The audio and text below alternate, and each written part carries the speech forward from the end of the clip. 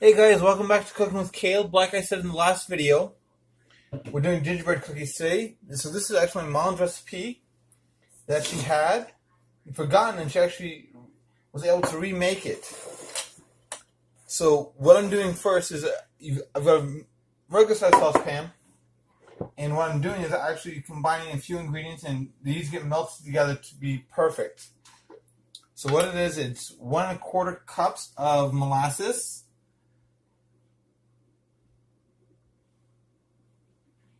Let's say I'm out of molasses on that jar.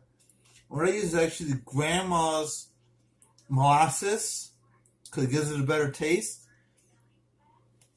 But also, you can use Brer Rabbit. I use the yellow label, but sometimes if you can find the green label, that's even better because that's unsulfured. Well, they're actually both unsulfured. My mom recommends either one for this. But she just said, use what you have on hand. Don't try to go out and buy a specific one. So, like I said, this calls for 1 1/4 cups of molasses.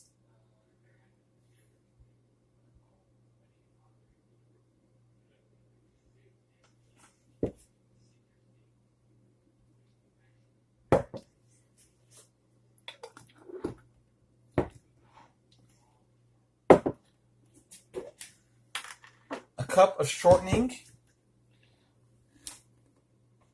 I do recommend using shortening on this recipe because it will come out better. If you try butter, it will not work out just as well.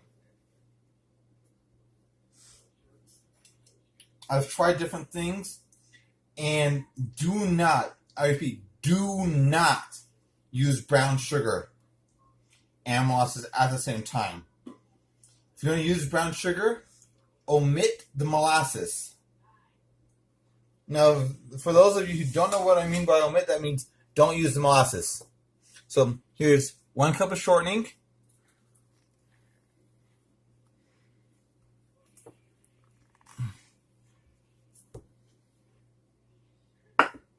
Here's my 1 1/4 cups of molasses.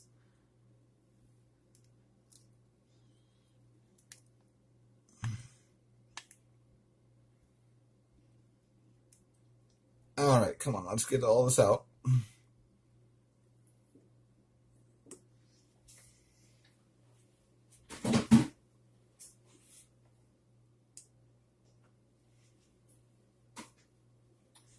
And it also calls for 1 cup of sugar. Oh, man.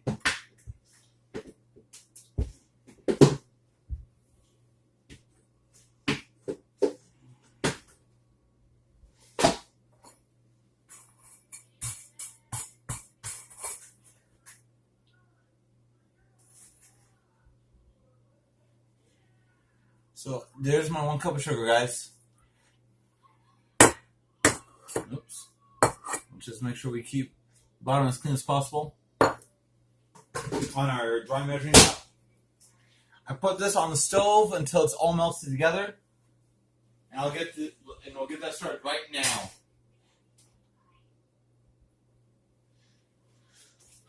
All right.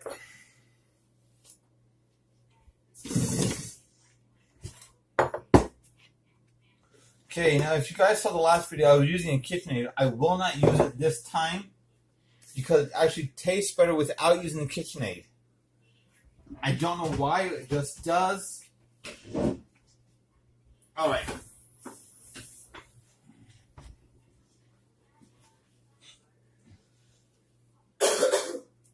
Honey, you know why it tastes better without the KitchenAid? Because you're using your hands. Okay. Dough. Okay, there you have it. There's oil.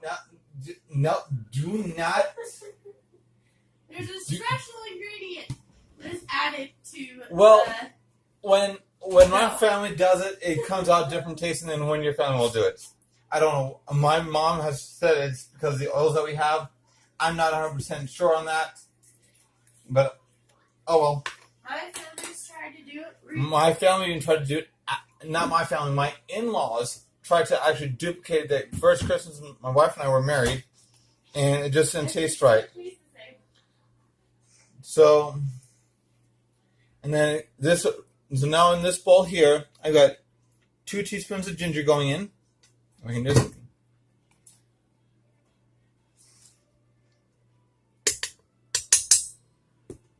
okay. So there's my ginger. I got a teaspoon of salt. And guys, I will have the recipe posted down in the description on this one too.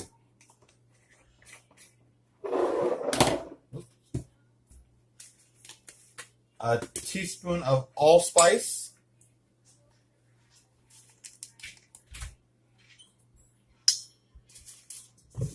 So that's so far the ginger, allspice, and salt in there. And 3 teaspoons, or let's just say 1 tablespoon, because as we all know, it takes 3 teaspoons to make a tablespoon. I'm just going to switch over to my tablespoon right here, guys.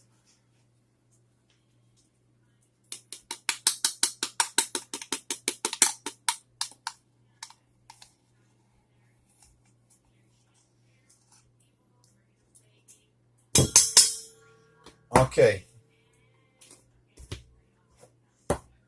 And 3 tablespoons of cinnamon.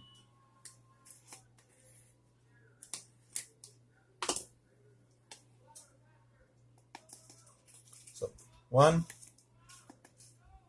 2, 3. It will give it that nice cinnamony taste that a lot of us are familiar with. And the ginger is actually really good if your wife is pregnant to help out with the nausea. Okay, so that's got my 3 tablespoons of cinnamon, my 1 tablespoon of baking powder, my 2 teaspoons of ginger, my teaspoon of salt, and my teaspoon of allspice. Oops. Okay. Okay.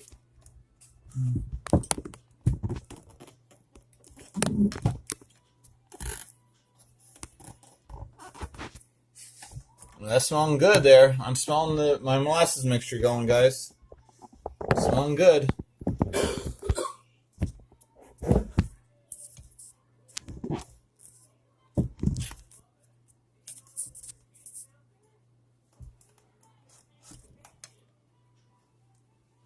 Okay, there we go.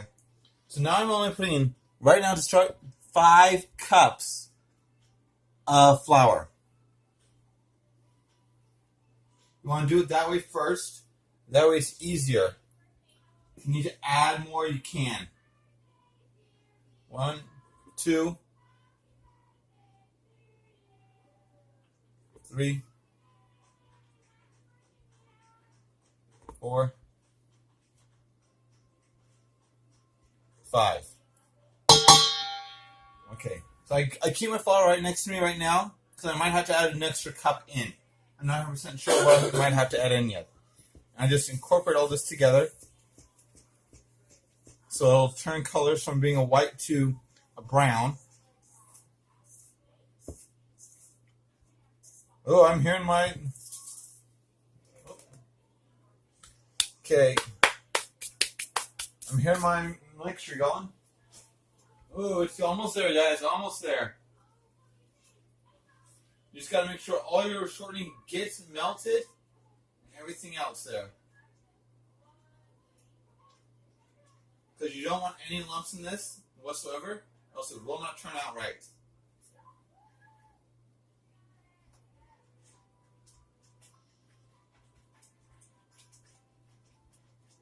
Oops. Come on. The mixture will be a little hot at first, guys, when you are doing this. So I'm giving you guys fair warning. It is going to be hot when you first start incorporating it together. So I'd recommend actually having like a spoon or a spatula nearby when you start mixing, and then it'll cool down.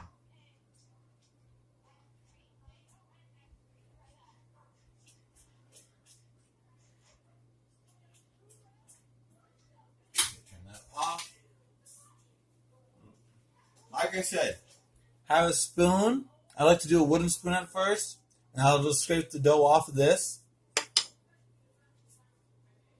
And here's my hot mixture, guys. So I just slowly pour this in, but it does all get put in. So this is my shortening, molasses, and white sugar. Do not, I repeat, do not, again, use brown sugar. If you do use brown sugar, do not use the molasses.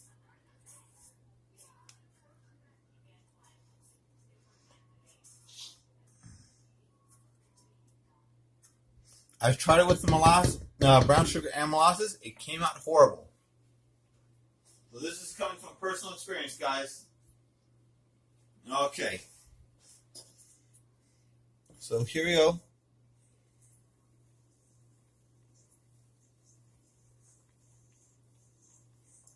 And as you can see, it's just a simple mixing process. Just like how we mix anything else usually. But these are going to be the best gingerbread cookies you're going to ever have. They're better than store-bought.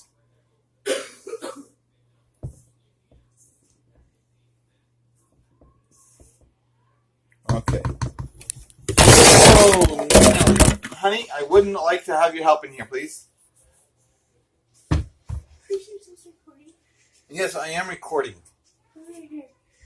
Okay. It's right there. So that's my lovely wife. Sorry, guys. We're trying something new, but it's not working out like I thought it would. Yeah, Caleb dropped the camera. This is the second time I've dropped it today. Okay, hi guys, it's Caleb. I had some pointers given to me, so I'm trying to do it that way. Here, let me. Yes. Why did you not do that? Okay. I'll just hold it right there. That's what I wanted to do earlier when I asked for help. Okay. Sorry, that was my. And that's my wife messing around with her KitchenAid that she allows me to use willingly that I got for her earlier this year. Okay. Now I'm missing one ingredient as of right now, which are 2 eggs. I like to keep my eggs cold until I'm ready to use them because it just works out better.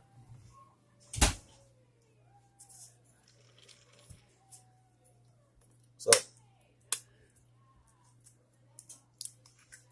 1. And here's the other one, guys.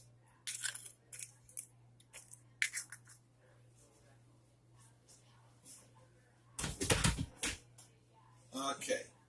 So now this is where you can start actually using your hands on this. And this is actually right where you really want to really get into it. Oh yeah, that feels good on the hands. Oh yeah.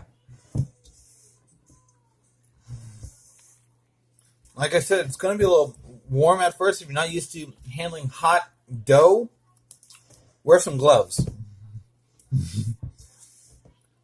Wear some good gloves. But then eventually the dough will cool down and you can handle it with your hands, your bare hands. I've done this enough times. My hands have acclimated to this and I can just dive in pretty quickly and get it done. And you want to get all this flour mixture scooped up. All of it. It's all got to come up. Whew. I think I hit a hot patch. Whew.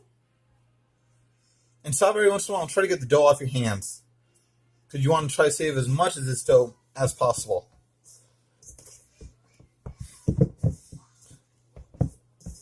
Okay.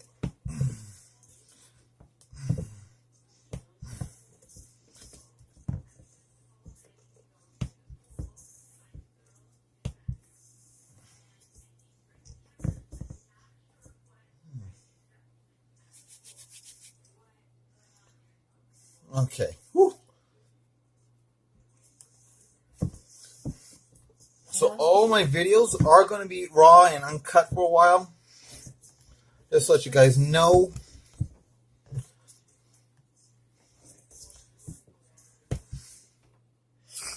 Because I have no way of editing them up right now to shorten this process up.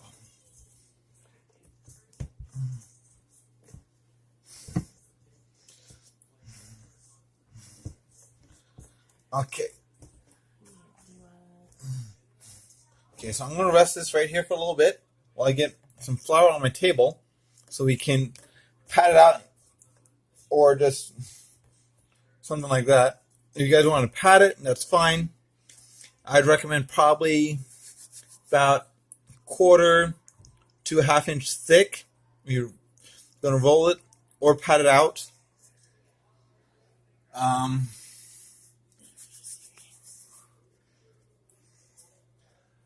And try to make sure as you're doing this, you try to keep your area as clean as possible.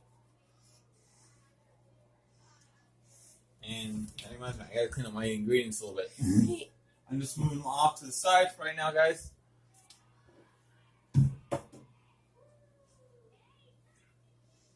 I'm just gonna try to take a little bit of that extra cup I was gonna use, but I didn't, for rolling out down onto my table.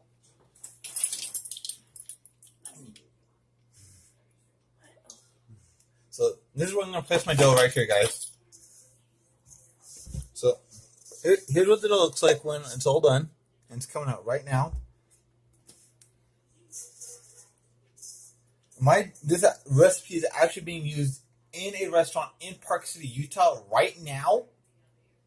This is like I said, this is my mother's recipe that she had given me to use. And it's being used right now in Park City, like I said, at a restaurant called Blind Dog. It's a restaurant and sushi bar. I used to work there. And if you guys are ever in Park City, it's one of the best places to eat.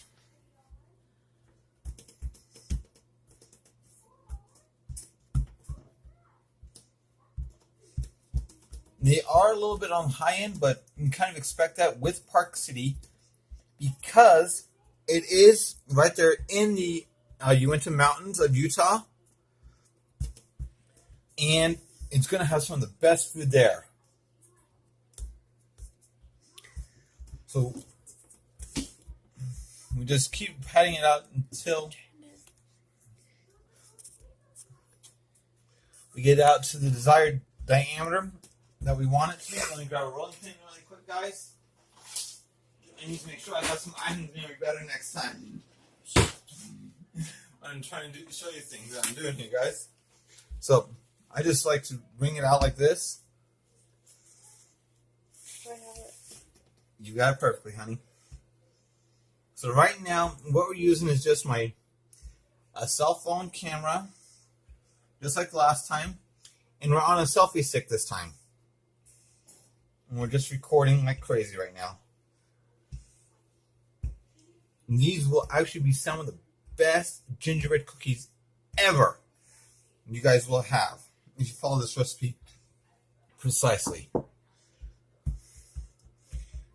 When I first met my wife, back in January of 2012, I had someone over from Christmas. I brought him down to her. She was coming down to see her cousin getting married. And she wasn't expecting me to bring any goodies. I started sharing with her little sisters that were there, and they fell in love with this cookie recipe.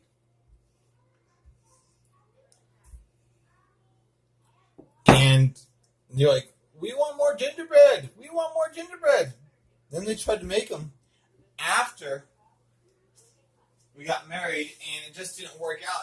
They started making them, and Stephanie bought me some cookies to taste. I was not pleased with the taste. They tasted horrible.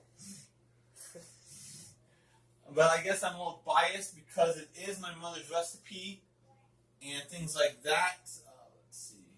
Yeah, that'll work. So what I'm going to do is just, instead of cutting them into gingerbread figures, I'm just going to cut them into rounds using a jar that's floating around my kitchen. And you want to flour it.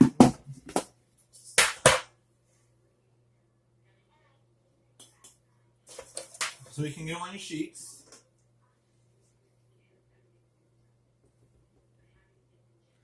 And they should look about that thick in diameter.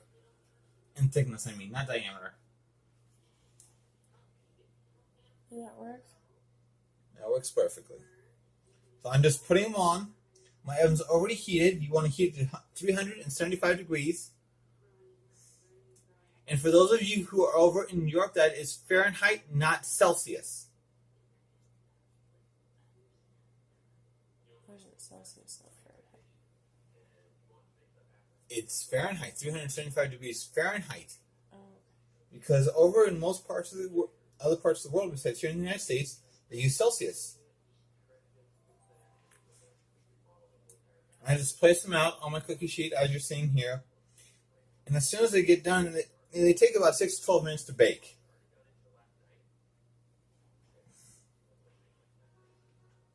And this is, a lot of people have sworn by this recipe that it's the best recipe that they've ever had.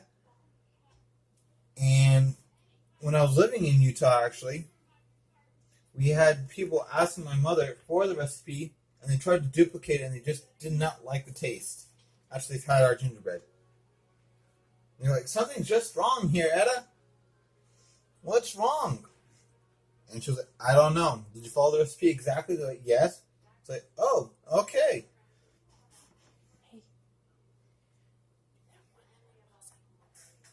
So here's the first dozen going in. I don't know exactly how many dozen this yields.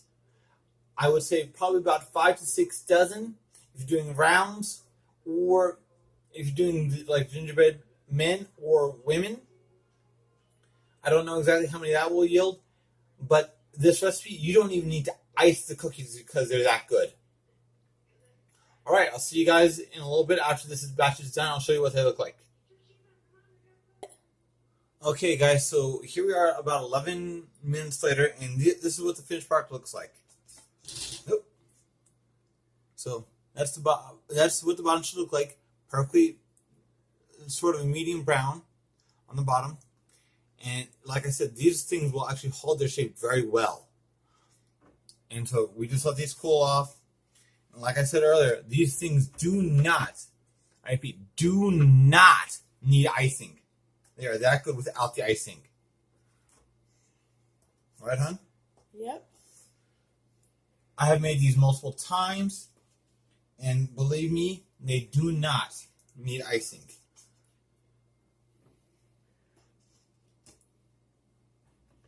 I cook them for about 11 minutes. I thought 10 would work. I left them in there a little bit longer to make sure. And when you're done making all your initial cuts on these cookies the first time, just pull up your scraps, knead it together again, and just roll them out to about the same diameter, to about the same thickness you had the last time. And guys, don't forget to like, comment, and subscribe to this channel. We also have another channel that we use, and that's our personal family one if you want to follow us on that. That's Hamilton Family Vlogs. And we hope to see you next time. Take care. Bye.